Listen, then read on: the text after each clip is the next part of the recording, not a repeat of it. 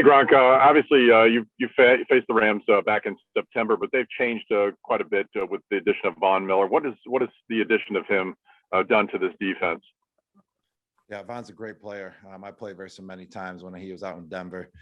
He's super quick. He can, just shoot off the ball at any time, and it just brings another dynamic to that defense. They can, set that edge out there with Von and get that pass rush out there on the edge with Von out there. So he brings, a lot of pressure to the game, a lot of pressure. He brings to the offense because he's quick and he can get to a quarterback really fast. Is there a different feeling going into the second round of the playoffs than a year ago? I mean, obviously you guys were pretty healthy a year ago, and this year it's been fighting uphill battles all season long. Is there a different feel now? Yeah. I mean, every year is a different year. Teams are always different. Our team, is different. It's always a different feel. Going year in and year out when playing in the NFL. But this year, I mean, like you said, last year everyone was healthy, and this year we got guys banged up, and we got other guys stepping in. So it just makes practice this week that much more crucial to make sure that we are all on the same page. Greg Allman. Hey, Rob, I know that first Rams game was a painful one for you, but I want to ask you about the team's struggles before you got hurt and just where you think the biggest differences are between the Bucs team that day and the one you guys will have on the field Sunday. Yeah, we were definitely struggling a little bit when we went out there. I would say, we're a little different team now than we were at the beginning of the year. As same to them. I mean, they're playing great football right now.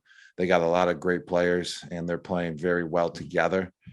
So what we're going to have to do is, play sound football. We're going to, just have to get the yards that we can get, play penalty free football.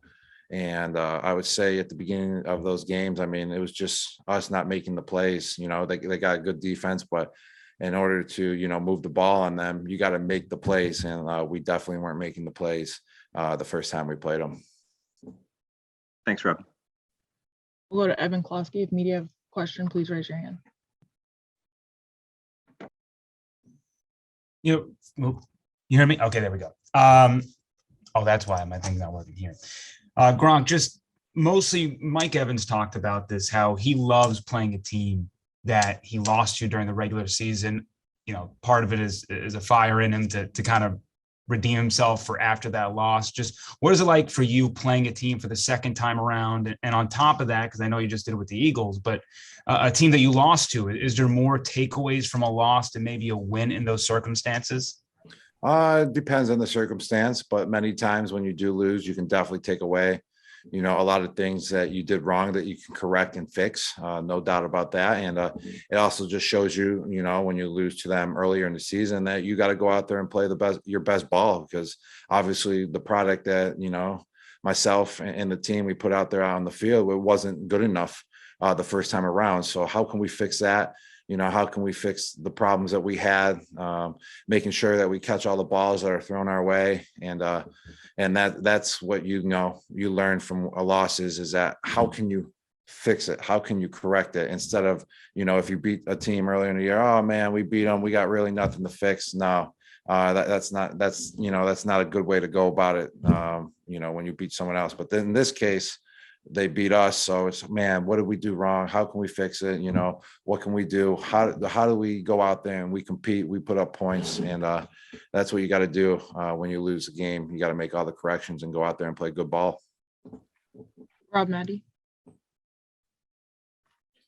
Hey, Gronk, I know you guys played at home in a Super Bowl, but technically last week was your first home playoff game. It seemed to me the crowd had some extra juice, some extra energy. You're used to playing home games in the playoffs up in New England. How would you compare what the atmosphere was like Sunday, and how important is it to have that home field against the Rams this week? Yeah, it's very important. It's a team that's traveling across the whole country. That plays a little bit of factor. So it's always nice to, have that home game instead of, having a 4-hour, 5-hour plane flight. Going across country. But you got to give it hats off to our fans, the crew. They were out there. They were loud. They were cheering. They were electric. They just made the atmosphere of playing the game of football that much more fun. And we're excited to go back out there, run through the tunnel, and see all our fans out there again.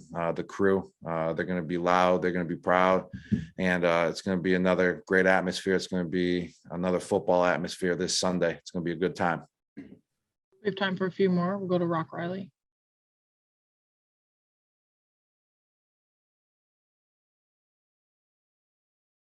You're on mute. You hear me now, Gronk? Yep, now I can. Okay, so last week when we were doing this Zoom, you were saying that it was important to get off to the fast start, but it starts during the week in practice. Like when, you know, don't be still stretching, because when you start a game, you got to be ready to play. Did you say anything to the guys? I'm assuming that's going to be the mantra for this game, you know, starting in practice so you can get off to that fast start again?